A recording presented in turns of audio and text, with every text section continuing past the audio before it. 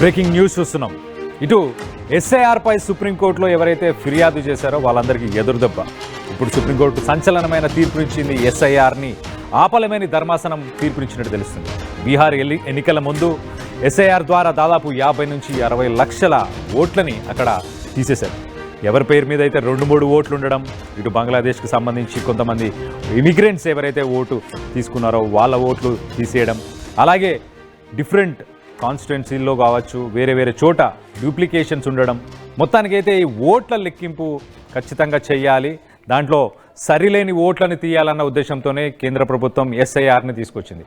ఆ ఎస్ఐఆర్ని ఆపాలని పిటిషనర్లు సుప్రీంకోర్టులో వాళ్ళు దాఖలు చేసిన దానిపై ఇవాళ సుప్రీంకోర్టు సంచలనమైన తీర్పునిచ్చింది. పలు రాష్ట్రాల్లో ఎస్ఐఆర్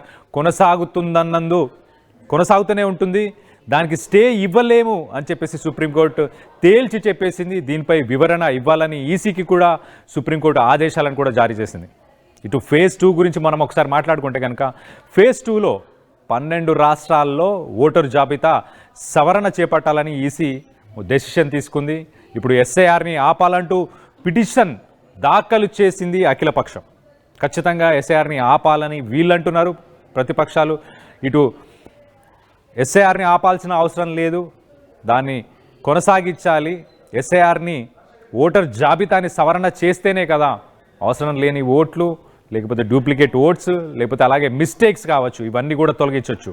ఇప్పుడు రానున్న రోజుల్లో ఒక పక్కన మనం చూస్తే ఇటు డీలిమిటేషన్ని తీసుకొచ్చి మరి సీట్లను కూడా పెంచే అవకాశం ఉంది. ఇటు తెలుగు రాష్ట్రాల్లో కూడా సీట్లను పెంచే అవకాశం ఉంది. అలాగే జమిలీ ఎలక్షన్స్ రానున్న రోజుల్లో మరి జమిలీ ఎలక్షన్స్ కూడా కండక్ట్ చేద్దామని కేంద్ర ప్రభుత్వం ఆలోచన కూడా చేస్తుంది. కాబట్టి మొత్తం మీద ఎస్ఐఆర్ని ముందుకు తీసుకెళ్లాలని ప్రభుత్వం, అలాగే ఇప్పుడు బీజేపీ పార్టీ కావచ్చు, ప్రభుత్వం కావచ్చు, అలాగే ఎలక్షన్ కమిషన్ కూడా ప్లాన్ చేస్తుంది. గతంలో ఎప్పుడు జరగని విధంగా ఎస్ఐఆర్ ద్వారా ఓట్ల జాబితాలో ఉన్న పేర్లు, దాంట్లో ఉన్న డేటాని అంతా సవరిస్తున్నారు. ఒక్కసారిగా రీషఫుల్ చేసి అవసరం లేనివన్నీ తీసేయడం వల్ల దీనివల్ల ఖచ్చితంగా రానున్న ఎలక్షన్స్లో మెరుగుపడుతుంది అవకాశాలు. ఇటు ప్రజలకి కూడా ఎంతమంది ఉన్నారు, ఎంతమంది లేరు అన్న విషయాలు కూడా తెలిసే అవకాశం ఉంటుందని చెప్పేసి మొత్తం మీద డెసిషన్ తీసుకున్నట్టు తెలుస్తుంది. ఇటు ఈసీకి కూడా సుప్రీంకోర్టు ఆదేశాలను ఇచ్చింది. ఏమని?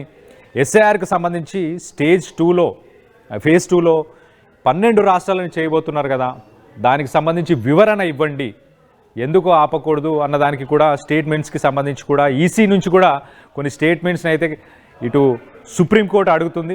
మొత్తం మీద ఎస్ఐఆర్ని ఆపాలి అని ఎవరైతే పిటిషన్ దాఖలు చేశారో అఖిలపక్షానికి సంబంధించిన వాళ్ళు, ఇటు ఎన్డీఏ కూటమికి సంబంధించిన వాళ్ళు, వీళ్ళందరికీ ఇప్పుడు ఎదురు దెబ్బ తగిలిందని చెప్పుకోవచ్చు. మొత్తం మీద ఎస్ఐఆర్ని ఇప్పుడు 12 రాష్ట్రాల్లో కండక్ట్ చేయబోతున్నారు. ఎస్ఐఆర్పై మీ అభిప్రాయాలు ఏంటి? ఓట్ల జాబితాని సవరించాలా? గతంలో ఎప్పుడో సవరించిన ఆ సవరణలని ఇప్పుడు మళ్ళీ ఆ చేంజెస్ని తీసుకురావడం వల్ల ఎలాంటి ఉపయోగాలు ఉండబోతున్నాయి, లేకపోతే ఎలాంటి నష్టం జరగబోతుంది అన్న దానిపై మీ అభిప్రాయాలు ఏంటనేది కింద కామెంట్ రూపంలో తెలియపరచండి. మొత్తం మీద అయితే ఇటు సుప్రీంకోర్టు ఒక సెన్సేషనల్ డెసిషన్ అయితే తీసుకుంది. ఎస్ఐఆర్ని ఆపాల్సిన అవసరం లేదు అని చెప్పుకొస్తుంది. పాజిటివ్గానే ఉంది. ఇటు గవర్నమెంట్ పాజిటివ్గా ఉంది, ఇటు సుప్రీంకోర్టు పాజిటివ్గానే ఉంది, ఇటు రూలింగ్ పార్టీ బీజేపీ పాజిటివ్గానే ఉంది. కానీ ఇండియా కూటమికి సంబంధించిన వాళ్ళు మనం చూస్తే ఇటు గతంలో కూడా ఇటు పార్లమెంట్ దగ్గరికి వెళ్ళి కూడా వాళ్ళు ప్రొటెస్ట్ చేశారు, అలాగే ఎలక్షన్ కమిషన్ దగ్గరికి వెళ్ళి కూడా ప్రొటెస్ట్ చేశారు.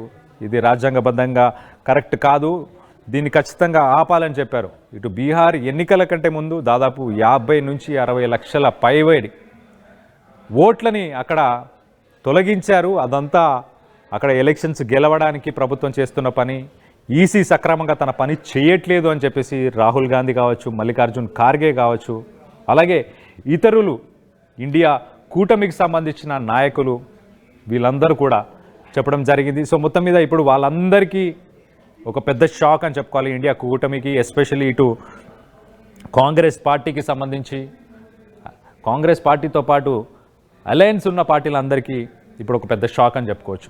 మొత్తం మీద ఎస్ఐఆర్ ద్వారా మరి ఉపయోగాలు జరుగుతున్నాయా లేదా? అసలు ఇండియాలో మన డెమోక్రటిక్ కంట్రీలో ఎలక్షన్స్లో అవకతవకలు జరిగే అవకాశం ఉందనుకుంటున్నారా? ఇటు రిగ్గింగ్ చేసే అవకాశం ఉందనుకుంటున్నారా? రిగ్గింగ్ చేసిన ఎన్ని కాన్స్టిట్యున్సీలో చేయొచ్చు, ఎన్ని పోలింగ్ బూత్లో చేయొచ్చు అనుకుంటున్నారు? అసలు అది పాసిబుల్లా? ఎలక్షన్ కమిషన్ మాత్రం చాలా స్ట్రాంగ్గా చెప్తుంది అసలు అలాంటి అవకాశం లేదు. ఎలక్షన్స్కి వాడుతున్న ఈవీఎం మెషిన్స్లో ఎటువంటి లోపాలు లేవు, దాన్ని ఎవరు స్కామ్ చేయలేరు, దాన్ని ఎవరు రిగ్ చేయలేరు అని చెప్పుకొస్తున్నారు. ప్రతి ఎలక్షన్ బూత్లో కూడా మనం చూస్తే అన్ని పార్టీలకు సంబంధించిన బూత్ మెంబర్స్ ఉంటారు. సో అక్కడికి ఎవరు ఓటు వేయడానికి వస్తున్నారు, ఏం చేయడానికి వస్తున్నారు అని చెప్పి వాళ్ళు ఆ లిస్ట్లో క్రాస్ చెక్ చేసుకోవచ్చు.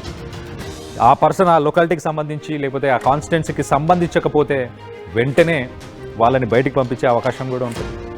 ఈ బ్యాలెట్ బాక్సులు ఆ పోలింగ్ బూత్కి వచ్చినప్పుడు కానీ, ఆ ఈవీఎం మెషిన్స్ వచ్చినప్పుడు కానీ అన్ని పార్టీలకు సంబంధించిన వ్యక్తుల ముందే వాటిని ఓపెన్ చేస్తారు, అన్ని పార్టీలకు సంబంధించిన వ్యక్తుల ముందే వాటిని లాక్ కూడా చేస్తారు.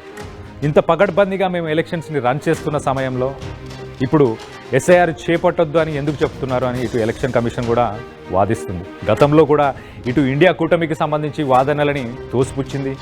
మా దగ్గర ఎలాంటి లోపాలు లేవు. సో దీనిపై మీ అభిప్రాయాలు ఏంటి? ఒకవేళ నిజంగా లోపాలే ఉంటే ప్రభుత్వంలో ఉన్న వాళ్ళే ఎల్లకాలం ప్రభుత్వంలో ఉండాలి కదా, అది రాష్ట్రాల్లో కావచ్చు, దేశంలో కావచ్చు.